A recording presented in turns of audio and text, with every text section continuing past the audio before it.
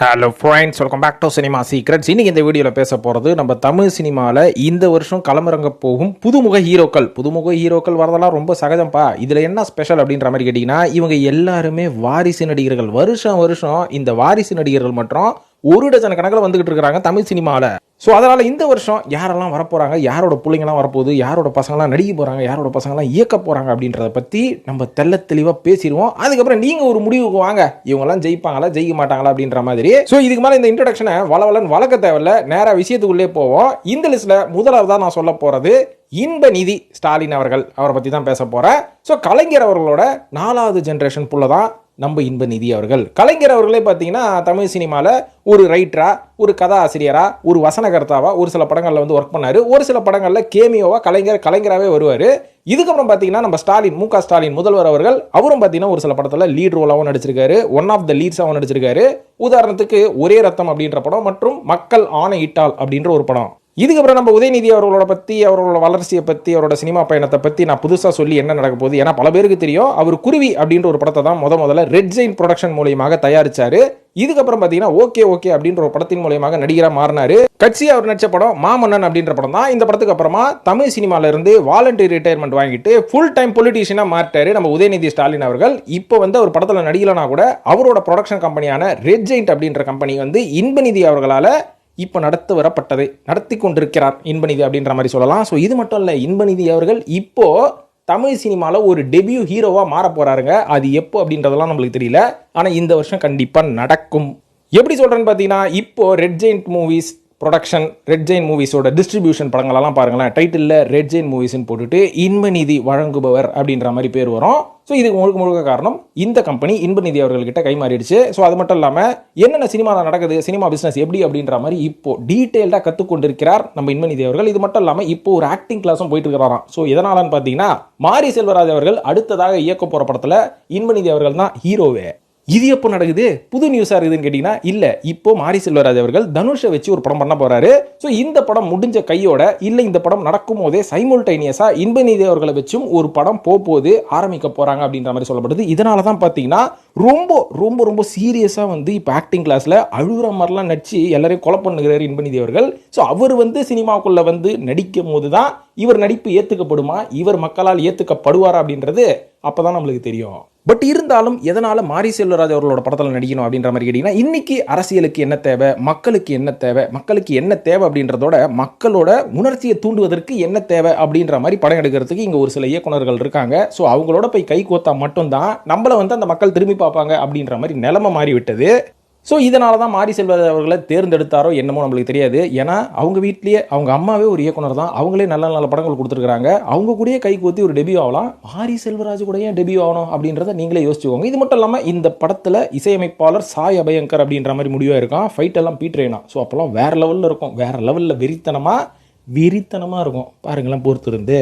இரண்டாவதாக சொல்ல போகிறது ஜேசன் சஞ்சய். இது என்னதான் பழைய கதையாக இருந்தாலும் ஜேசன் சஞ்சய் அவர்களோட படம் இந்த வருஷம் ரிலீஸ் ஆகும் அப்படின்ற மாதிரி எதிர்பார்க்கப்படுது. ஸோ ஜேசன் சஞ்சய் அவர்களும் பார்த்தீங்கன்னா ஒரு சில வருஷத்துக்கு முன்னாடி லைக்கா ப்ரொடக்ஷனோட நான் ஒரு படம் பண்ண போகிறேன், ப்ரொடக்ஷன் நம்பர் 1 அப்படின்ற பேரில் ஆரம்பிக்கும் போது ஏகப்பட்ட விமர்சனங்கள் வந்தது. இவங்க அப்பாவே ஒரு வச்சு படம் எடுக்கலாம, எதனால் அப்பா கூட இல்லாமல் இவர் ஒரு படத்தை ஆரம்பிக்கிறாரு, அதுவும் லைக்கா ப்ரொடக்ஷன் சுபாஷ்கரன் கூட நின்று இவர் ஃபோட்டோ எடுத்து அதை ஒரு பூஜைன்ற அளவுக்கெல்லாம் வந்து நியூஸ் வந்தது. பட் அது பூஜை கிடையாது, ஜஸ்ட் ஒரு ஓப்பனிங் தான். அந்த ஓப்பனிங் நியூஸை மட்டும் தான் இவங்க ரிலீஸ் பண்ணாங்க. ஆனால் இருந்தாலும் அப்பாவும் தாத்தாவும் இருந்திருக்கணும்ல அப்படின்ற மாதிரி ஏகப்பட்ட பேர் கண்டென்ட்டுக்காக என்னென்னமோ வாய் திறந்து வளர்னாங்க.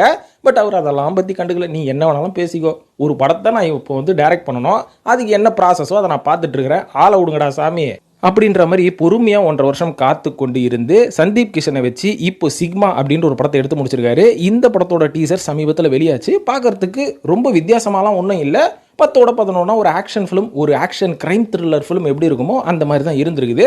ஸோ அந்த படம் ரிலீஸ் ஆனதுக்கு அப்புறம் தான் அந்த படத்தில் புதுமையாக இவர் என்ன சொல்ல போறாரு அப்படின்றத பார்த்ததுக்கு அப்புறமா தான் இவர் எந்த அளவுக்கு ரிசர்ச்சையும் உழைப்பையும் போட்டிருக்காரு அப்படின்றது நம்மளால புரிஞ்சுக்க முடியும். பட் இருந்தாலும் இவருக்கு எதுவுமே தெரியாமல் வந்துட்டார் அப்படின்ற மாதிரி கேட்டிங்கன்னா அதுதான் கிடையாது. ஏன்னா ஜேசன் சஞ்சய் அவர்கள் நேராக படிப்பை முடிச்சு காலேஜ் படிப்பு முடிச்சதுக்கப்புறமா அமெரிக்காவுக்கு கிளம்பி போய் அங்கே போய் ஃபிலிம் மேக்கிங் கோர்ஸ் எல்லாம் படிச்சுட்டு அங்கேயே ஒரு சில ஷார்ட் ஃபிலிம்ஸ் எல்லாம் அவர் பண்ணிட்டு இங்கே வந்தால் நடிகராலாம் ஆகக்கூடாது, அப்பாவோட பையன் அதாவது ஒரு நடிகரோட பையன் நடிகராக தான் ஆகிறான் அப்படின்ற மாதிரி இல்லாமல் நான் ஃபிலிம் மேக்கிங்க்கு போயிடுறேன் அப்படின்ற மாதிரி ஃபிலிம் மேக்கிங் அப்படின்ற ஒரு ஒரு விஷயத்தை கையில் எடுத்துக்கிட்டு இன்னைக்கு சக்ஸஸ்ஃபுல்லாக பண்ணிட்டு இருக்கிறார் அப்படின்னு சொல்லலாம். ஸோ இந்த படம் தெலுங்கு மற்றும் தமிழில் சைமல்டேனியஸாக ரிலீஸ் ஆகும் அப்படின்ற மாதிரி எதிர்பார்க்கப்படுது. இதையும் தாண்டி இது ஒரு மணி ஹெய்ஸ்ட் படமாக கூட இருக்கலாமா. ஸோ அதனால் நம்ம பொறுத்து இருந்து தான் பார்க்கணும் இந்த படம் எப்படி வரப்போகுது அவுட்புட்டான்னு. பட் இவரும் ஒரு வாரிசு நடிகரோட பையன் டைரக்ஷனில் இறங்குறாரு அப்படின்றத நான் உங்களுக்கு தெரிவிச்சுக்கிறேன்ப்பா. இந்த லிஸ்ட்டில் மூன்றாவதாக சொல்ல போகிறது தனுஷ் அவர்களின் மகனான மூத்த மகனான யாத்ரா அவர்கள் இப்போ டெபியூ ஆக போகிறார் அப்படின்றத நான் சொல்லலைங்க. ஜிவி பிரகாஷ் ஒரு மேடையில் பேசுறதுக்கு கண்டென்ட்டே இல்லாமல் யாத்ராவை பிடுங்கி அவர் 6 பேக்ஸ் பாடி வச்சிருக்கிறாரு அப்படின்னு சொல்லி என்னென்னமோ பேசிட்டு மேடையிலிருந்து இறங்கிட்டாரு. மீடியாக்காரன் அத்தனை பேருக்கும் பைத்தியம் முடிச்சிருச்சு. கண்டென்ட் இல்லாமல் சுற்றிட்டு இருந்தோம், இந்த மனுஷன் கண்டென்ட் தூக்கி போட்டாரு. இனிமேல் யூடியூப் சேனல் மேடை கிட்ட எதுவாக இருந்தாலும் ஜிவி பிரகாஷை பேச விடுங்க, நடக்குதோ நடக்கலையோ அவன் சொல்கிறதெல்லாம் வித்தியாசமாக இருக்குது அப்படின்ற மாதிரி எல்லாரும் யோசிக்க ஆரம்பிச்சிட்டாங்க. நம்மளோட சோர்ஸில் நம்ம விசாரிச்சு பார்த்தா என்ன தெரியுது அப்படின்ற மாதிரி பார்த்தீங்கன்னா, யாத்ரா அவர்கள் 6 பேக்ஸ் வைக்கிறாரோ இல்லையோ அது தானாக இருக்கும். மனுஷன் உள்ளே வடவடன்னு அப்பா மாதிரி தான் இருக்கிறான். ஸோ அதனால் 6 பேக்ஸ்ன்றது ஒரு மிகப்பெரிய அச்சீவ்மெண்ட்லாம் கிடையாதுங்க. உங்கள் உடம்புல இருக்கிற பாடி ஃபேட் ரொம்ப குறைஞ்சிருச்சுன்னா உங்களுக்கு 6 பேக் இருக்கும். ஆனால் நீங்கள் எவ்வளவு ஹெல்த்தியாக எவ்வளோ மசில் மாஸோடு இருக்கீங்க அப்படின்றது தான் ஒரு ஹெல்த்தி லைஃப் ஸ்டைல், ஒரு கெத்து. So let's come to the point. அதாவது யாத்ரா அவர்கள் நடிக்க போகிறாரா இல்லையா அப்படின்ற மாதிரி கேட்டிங்கன்னா, கண்டிப்பாக யாத்ரா அவர்களை நடிகர் ஆகணும் அப்படின்ற ஒரு எய்மில் தான் இன்றைக்கி எங்கெங்கெல்லாம் போகிறாங்களோ குடும்பத்தோட யாத்ரா அவர்களை தனியாக ஃபோக்கஸ் பண்ணி ரீல்ஸாக தள்ளிட்டு இருக்கிறாங்க. ஸோ இது எல்லாமே புயலுக்கு முன் அமைதி அப்படின்ற மாதிரி தான். அதாவது யாத்ரா அவர்கள் கண்டிப்பாக ஒரு ஹீரோ ஆக போகிறாரு. ஆனால் தனுஷ் அவர்கள்கிட்ட கேட்டதுக்கு அவர் சைடில் என்ன சொல்லியிருக்காங்க அப்படின்ற மாதிரி பார்த்தீங்கன்னா, அதாவது யாத்ராவுக்கு வந்து இப்போ ஒரு 19 வயசு தான் ஆகுது. ஸோ அவன் வந்து ஃபஸ்ட்டு படிப்பு முடியணும், படிப்பு முடிச்சதுக்கப்புறமா அவன் நடிக்கணும்னு ஆசைப்பட்டான் நடிக்கட்டும், இல்லை இயக்கம் பண்ணணும்னு ஆசைப்பட்டா அதை பண்ணட்டும், நான் எதுலேயும் தலையிட போகிறது கிடையாது அப்படின்ற மாதிரி தனுஷ் சொல்லியிருக்காராம். தலையிட போகிறது இல்லையா, தலையிடாம தான் நீங்கள் இவ்வளோ வேலை பார்த்துட்டு இருக்கிறீங்களா தலைவா அப்படின்ற மாதிரி நம்மளுக்கு வந்து கேட்கணும் அப்படின்ற மாதிரி யோசிக்க தோணுது. பட் இருந்தாலும் கேட்க முடியாது. எது கேட்குறதா இருந்தாலும் இந்த மைக்கை பிடிச்சிக்கிட்டு சினிமா சீக்ரெட் சேனல் மூலயமா தான் கேட்க முடியும். பட் யாத்ரா அவர்கள் கூடிய விரைவில் வருவார். இந்த வருஷமும் வரலாம், அடுத்த வருஷம் வரலாம், எப்போ வேணாலும் வரலாம். ஆனால் வருவார். நம்ம ரஜினி மாதிரி கிடையாதுப்பா. நான்காவதா வைலன்ஸ் மன்னன் லோகேஷ் கனகராஜ் அவர்கள் ஒரு இயக்குனராக இருந்து ஒரு தயாரிப்பாளராகி அதுக்கப்புறம் இப்போது ஒரு ஆல்பம் சாங் கூட பண்ணார்ல ஸ்ருதிஹாசனோட ஆல்பம் சாங் ஹீரோவாகி இப்போ ஒரு முழுநீள படத்துக்கு ஒரு கேங்ஸ்டர் ஹீரோவாக இருக்கிறாரு. அந்த படத்தின் பெயர் தான் டிசி அப்படின்ற ஒரு படம். வமிகா கபி அவர்கள் தான் இவர் கூட ஜோடி போட்டு இந்த படத்தில் நடிக்க போகிறாங்க. கிட்டத்தட்ட இதோட டீசர்லாம் பார்க்கும்போது சாணி காகிதம் படம் மாதிரி தான் இருக்குது. என்ன நம்ம செல்வராகவன் அவர்களை ரீப்ளேஸ் பண்ணி லோகேஷ் கனகராஜை உட்கார வச்ச மாதிரி இருக்குது. அந்த பக்கம் கீர்த்தி சுரேஷ் கட்டின புடவையை அப்படியே எடுத்துகிட்டு வந்து வமிகா கபி கிட்ட கொடுத்து நீ இதை கட்டிக்கோ, கிட்டத்தட்ட என்ன அது ஒரு கிராமத்தில் எடுத்தேன், இதை சிட்டி எஃபெக்டில் எடுக்கிறேன் அப்படின்னு அருண் மாதீஸ்வரன் அவர்கள் ஐடியாவை மாற்றாமல் லொக்கேஷனை மொத்தம் மாற்றி எடுக்கக்கூடிய படமாக தான் இது தெரியுது இந்த டிசி அப்படின்ற படம். ஸோ இதுக்கு வந்து அனிருத் அவர்கள் மியூசிக் வேற, ஒரு ருத்லஸான ஆக்ஷன் மூவியாக இருக்கும் அப்படின்ற மாதிரி எதிர்பார்க்கப்படுது. சன் பிக்சர்ஸ் வேற இந்த படத்தை தயாரிக்கிறாங்க. முழு நீள ஆக்ஷன் படம் சொல்லக்கூடாது, வன்முறை படம் தான் இது. ஸோ இந்த படத்தின் மூலயமாக நம்ம லோகேஷ் கனகராஜ் அவர்களும் ஹீரோவாக களமிறங்க போகிறார். இவர் எந்த வாரிசு நடிகரோட புள்ள, எந்த வாரிசு நடிகர் இவர் வாரிசு அப்படின்ற மாதிரி கேட்டிங்கன்னா, இவர் வந்து வேற ஒரு நடிகரோட வாரிசு தான். அது என்னன்றதையும் கமெண்ட்டில் கேளுங்க, நான் சொல்கிறேன். ஸோ இப்போ நம்ம அடுத்த ஆள்கிட்ட போயிடுவோம். இப்போ அடுத்ததாக சொல்ல போகிறது நம்ம சூர்யா அவர்களின் மகளான தியா அவர்கள் இப்போ வேற ஒரு அவதாரம் எடுத்துருக்கிறாங்க. அது என்ன அவதாரம் அப்படின்ற மாதிரி கேட்டிங்கன்னா, டைரக்ஷன் அவதாரம். அதாவது தியா அவர்கள், சூர்யா மற்றும் ஜோதிகா அவர்களின் மகளான தியா அவர்கள் இப்போ ஒரு டாக்குமெண்ட்ரி ட்ராமா எடுத்துகிட்டு இருக்கிறாங்க, ஒரு ஷார்ட் ஃபிலிம் எடுத்துகிட்டு இருக்கிறாங்களாம், லீடிங் லைட் அப்படின்ற பேரில். ஸோ இது வந்து எந்த மாதிரியான படம் அப்படின்ற மாதிரி பார்த்தீங்கன்னா, சினிமாவுக்கு பின்னால், சினிமா கேமராவுக்கு பின்னால் நடக்கக்கூடிய பெண்களின் வாழ்க்கையை பற்றி தெளிவாக ஒரு டாக்குமெண்ட் எடுத்துகிட்டு இருக்கிறாங்க. அதாவது சினிமா அப்படின்றது எல்லாருக்கும் தெரிஞ்ச ஒரு விஷயம், ஒரு மேல் டாமினேஷன் கொண்ட ஒரு இண்டஸ்ட்ரி தான் இது.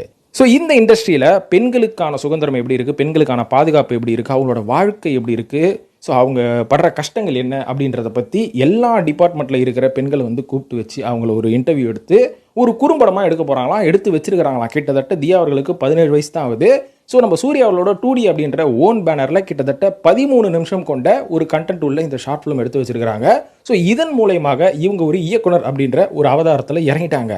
ஸோ இந்த படம் பார்த்தீங்கன்னா போன வருஷம் செப்டம்பர் மாதமே ஆஸ்கார் குவாலிஃபையிங் ரனில் லாஸ் ஏஞ்சல்ஸில் திரையிடப்பட்டது, ரீஜென்சி அப்படின்ற ஒரு தேட்டரில். ஸோ கிட்டத்தட்ட ஒரு மாதம் ஓடி இருக்கு, ஏகப்பட்ட அப்ளாஸ் கிடச்சிருக்கு. இந்த படத்துக்கு நிறைய பாராட்டுகளும் குவிந்த வண்ணம் உள்ளது. ஸோ இந்த ஒரு ஸ்டார்ட்டை வச்சு இந்த வருஷம் தியா அவர்கள் ஏதாவது ஒரு படத்தில் ஒரு அசிஸ்டன்ட் டைரக்டராகவோ இல்லை ஒரு இயக்குனர் அவதாரம் கூட எடுக்கிறதுக்கான நிறைய வாய்ப்புகளே இருக்குது. அதுக்கான ஸ்டார்ட் தான் இந்த படம் லீடிங் லைட்ஸ் அப்படின்ற ஒரு ஷார்ட் ஃபிலிம். லிஸ்ட்டில் 6வதாக சொல்ல போகிறது குஷ்பு சுந்தர் அவர்களின் மகளான அவந்திகா அப்படின்றவங்க இருக்காங்க பார்த்தீங்களா, குஷ்பு மற்றும் சுந்தர் சி இவங்களோட மகள் அவந்திகா அப்படின்றவங்க இவங்களோட 2வது மகள். ஸோ இவங்க வந்து இப்போ ஒரு கதாநாயகியாக ஒரு படத்தில் டெபியூ ஆயிருக்கிறாங்க. அதாவது இந்த வருஷம் பிப்ரவரி மாதம் பூஜை போட்ட ஒரு மலையாள படமான ஆரம்பம் அப்படின்ற ஒரு படத்தில் ஒரு கதாநாயகி அறிமுகமாயிருக்கிறாங்க. இந்த படத்தின் இயக்குனர் சுஜேஷ் அனியப்பன் அப்படின்ற மாதிரி சொல்கிறாங்க.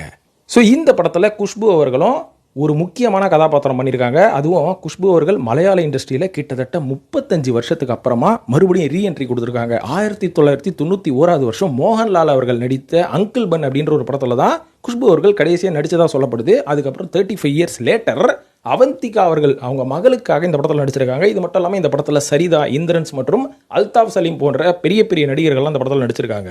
ஸோ இந்த படத்தோட பூஜை முடிஞ்சு இப்போ இந்த படம் வந்து ஷூட்டிங் போயிட்டு இருக்கு அப்படின்ற மாதிரி சொல்லப்படுது. இதுக்கப்புறம் இந்த படம் இந்த வருஷம் வெளிவரத்துக்கான வாய்ப்புகள் நிறைய இருக்கு. வந்தா இந்த படத்தின் மூலமா குஷ்பு அவர்களோட மகளும் அவந்திகா அவர்களும் ஒரு கதாநாயகியை வெளில வந்துருவாங்கப்பா.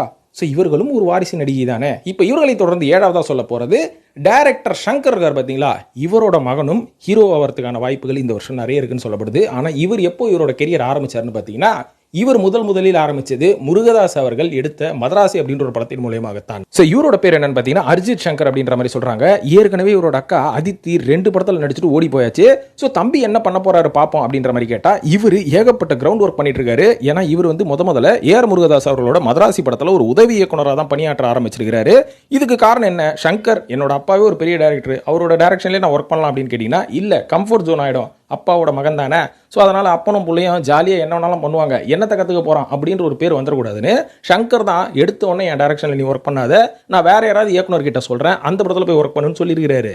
ஸோ அப்பாவோட அட்வைஸை கேட்டு நம்ம அர்ஜித் சங்கர் அவர்கள் என்ன பண்ணியிருக்காரு, முருகதாஸ் அவர்கள்கிட்ட போய் ஒர்க் பண்ணியிருக்காரு. அதை முடிச்சுட்டு சங்கர் அவர்கள் இயக்கி கொண்டிருந்த கேம் சேஞ்சர் படத்துலையும் ஒரு போய் ஒர்க் பண்ணியிருக்காரு. அப்போ தான் சங்கரே பார்த்தாரா, என் பையன் நல்ல வேலை கற்றுக்கிட்டான், ஸோ நல்ல கிரவுண்ட் ஒர்க் பண்ணுறான், ஸோ அதனால் இவனை வந்து இயக்கத்தில் இறக்கி விடுறதுக்கு பதிலாக நான் இவனை ஒரு ஹீரோ ஆக்கலாமே அப்படின்ற மாதிரி ஐடியா பண்ணியிருக்காராம். அதனால் இப்போ 2 படத்துலையும் நல்லா ஒர்க் பண்ணிட்டு ஓரளவுக்கு சினிமாவோட நாலேஜை கெயின் பண்ணிட்டு இப்போ நிறைய இயக்குநர்கள் கிட்ட அர்ஜித் சங்கர் அவர்கள் கதை கேட்டுன்னு இருக்காராம். எந்த கதை பிடிக்குதோ அந்த கதையில் சீக்கிரமாக நடிக்க ஆரம்பிக்க போகிறாரு. சீக்கிரமாக பூஜையும் போட போகிறாங்க. அனௌன்ஸ் மட்டும் வரப்போகுது. அதுவும் இந்த வருஷத்தில் வந்தாலும் வரலாம், வரும் இந்த வருஷத்தில் தான் மேக்ஸிமம் வரும் அப்படின்ற மாதிரி எதிர்பார்க்கப்படுது. நாமளும் பொறுத்திருந்து பார்ப்போமா. இப்போ 8வதா சொல்ல போகிறது நம்ம சிவாஜி கணேசன் அவர்களோட குடும்பத்தில் இருந்து ஒரு நடிகர் கண்டிப்பாக வந்து ஆகணும்ல. வருஷத்துக்கு ஒரு நடிகர் வந்தால் தானப்பா சிவாஜி கணேசன் அவர்களோட குடும்பத்துக்கு ஒரு மிகப்பெரிய பெருமை அப்படின்ற மாதிரி சொல்லலாம். ஏன்னா ஏற்கனவே விக்ரம் பிரபு வந்து ஒரு நல்ல நல்ல படங்களாக இப்போ கொடுத்துட்டு இருக்காரு. இப்போ இவரை தொடர்ந்து சிவாஜி கணேசன் அவர்களோட மூத்த மகனான ராம்குமார் இருக்கார் பார்த்தீங்களா, இவரோட இளைய மகன் இப்போ ஹீரோவாக கிளம்பி இறங்கி இருக்கிறாரு. ஏற்கனவே ராம்குமார் அவர்களோட மூத்த மகனான துஷ்யந்த் அப்படின்றவர் சக்சஸ், மச்சி அப்படின்ற படத்தெல்லாம் நடிச்சாரு. ஆனால் பாவம் எடுபடலை. அதனால டோட்டலாக சினிமாவிலேருந்து வெளில வந்துட்டு ஒரு தயாரிப்பாளராகி கடன் வாங்கி அந்த படத்தை எடுத்து இப்போ சிவாஜி கணேசன் அவர்களோட வீடு முழுகும் அளவுக்கு கடன் சுமையாகிவிட்டது. அதுக்கப்புறம் எப்படியோ தப்பி மீண்டுட்டாங்க அப்படின்ற மாதிரி சொல்கிறாங்க. பட் இவரோட தம்பி தான், துஷ்யந்த் அவர்களோட தம்பி தான் தர்ஷன் அப்படின்றவர் லெனின் பாண்டியன் அப்படின்ற ஒரு படத்தின் மூலமாக ஒரு ஹீரோ அறிமுகமாகிறவர். இந்த படத்தை தயாரிக்கிறவங்க சத்யஜோதி ஃபிலிம்ஸ் மற்றும் இந்த படத்தின் இசை இளையராஜா அவர்கள் பண்ணுறாரு. இந்த படத்தில் கங்கை அமரன், ரோஜா அவர்களும் ரொம்ப நாள் கழிச்சு ஒரு முக்கியமான கதாபாத்திரம் பண்ணுறாங்க. டிடி பாலச்சந்திரன் அப்படின்றவர் அந்த படத்தை இயக்குறாரு. இந்த லெனின் பாண்டியன் அப்படின்ற ஒரு படம் ஒரு உண்மை கதையை தழுவி எடுக்கப்பட்ட படம்ன்றாங்க. இந்த படத்தில் ஒரு போலீஸ் கான்ஸ்டபிளாக ஒர்க் பண்ணியிருக்காரு. ஏற்கனவே நம்ம அண்ணன் சித்தப்பா பையன் விக்ரம் பிரபுவும் சிறையில் வந்து ஒரு போலீஸாக பண்ணார். ஸோ நம்மளும் அதே மாதிரியா அப்படின்ற மாதிரி யோசிக்காம இவரும் ஒரு ரியலிஸ்டிக்கான கதை எடுத்து நடிச்சிட்டு இருக்கிறாரு. ஸோ நம்ம வாரிசு நடிகர்கள் பிள்ளைகள் எல்லாருமே இந்த ஹீரோ, யூத்து, கேங்ஸ்டர், ரொமான்டிக்னு போகாமல் இந்த மாதிரி ஒரு ரியலிஸ்டிக்கான படத்தில் நடிக்கும் போது மட்டும்தான் மக்கள் இவங்களை திரும்பி பார்ப்பாங்க அப்படின்றது ஒரு நிதர்சனமான உண்மை. ஸோ அந்த ஒரு கரெக்டான பாதையை வந்து லெனின் பாண்டியன் அப்படின்ற படத்தின் மூலமாக தர்ஷன் அவர்கள் கையில் எடுத்திருக்காரு அப்படின்ற மாதிரி சொல்லலாம். ஸோ இதோட இந்த வீடியோ நான் முடிச்சுக்கலான் இருக்கிறேன். ஏன்னா இவங்க மட்டும்தான் வாரிசு நடிகராக, வேறு யாருமே இல்லை அப்படின்னு கேட்டிங்கன்னா இன்னும் லிஸ்ட் நிறைய இருக்குது. அடுத்தடுத்த வீடியோவில் நான் அதை பற்றி பேசுகிறேன். ஸோ நான் சொன்ன இப்போ இந்த லிஸ்ட்டில் யார் உங்களுக்கு பிடிக்கும், யார் வந்து சினிமாவுக்கு வந்தால் ரொம்ப நல்லா இருக்கும், யார் வந்தால் புதுவிதமான படங்களை கொடுப்பாங்க, எந்த படம் கண்டிப்பாக வெற்றி அடையும், யார் வெற்றி அடைவாங்க அப்படின்றதுக்கு உங்களுக்கு ஒரு ஒப்பீனியன் இருக்கும்ல, அந்த ஒப்பீனியனை கமெண்ட்டில் போடுங்க. நானும் படுத்தி தெரிஞ்சுக்கிறேன் நண்பர்களே. இந்த மாதிரி நிறைய வித்தியாசமான விஷயங்களை நம்ம சினிமா சீக்ரெட்ஸில் அடுத்தடுத்து நம்ம பேசலாம். அதுக்கு நீங்கள் செய்ய வேண்டியதெல்லாம் சினிமா சீக்ரெட்ஸை தொடர்ந்து சப்ஸ்கிரைப் பண்ணிவிட்டு ஃபாலோ பண்ணுங்கள் நண்பர்களே. நன்றி, வணக்கம்.